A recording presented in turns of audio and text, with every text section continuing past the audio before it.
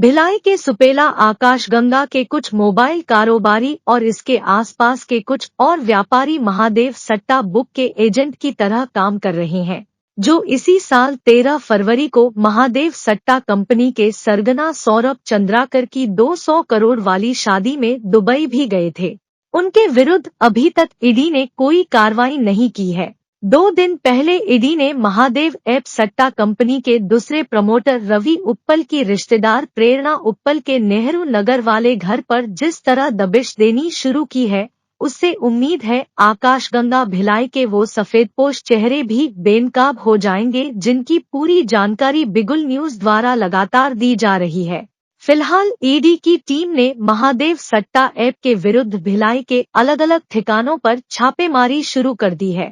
जिसमें पुराने सटोरियों के घर और जूस फैक्ट्री के अलावा नेहरू नगर के orbit foods private limited company भी शामिल है, जिसके डायरेक्टर सौरभ जैन और शुभम गोस्वामी से पूछताछ के बाद उनसे कई जरूरी राज उगलवाए गए। दरअसल ऑर्बिट फूड्स वही कंपनी है जिसे कभी सौरभ चंद्राकर और रवि उप्पल ने मिलकर खोला था। तब उसका डायरेक्टर सौरभ का भाई गीतेश चंद्राकर को बनवाया गया था।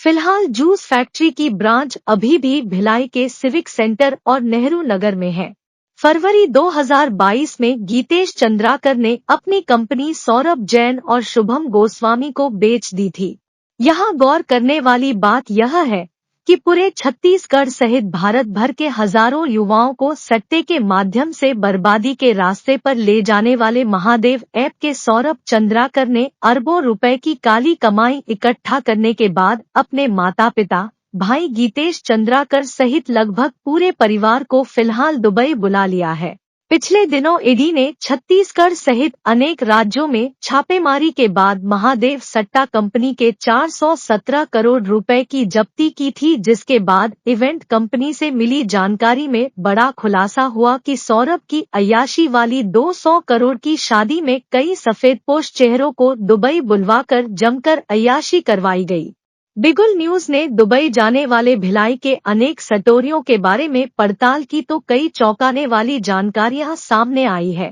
जिसकी जानकारी आने वाले दिनों में ईडी को भी दी जाएगी। बिगुल न्यूज के पास उपलब्ध सौरभ चंद्राकर की शादी के वीडियो में जिन चेहरों को आप देख रहे हैं, इसके अलावा कई और चेहरे अभी बेनकाब होने बाकी है, जो एक आम दुकानदार या कारोबारी बनकर हमारे समाज को सट्टे के धंधे से बर्बाद करने में लगे हैं, जिन्हें दुबई से हर महीने लाखों का मोटा कमीशन मिलता है,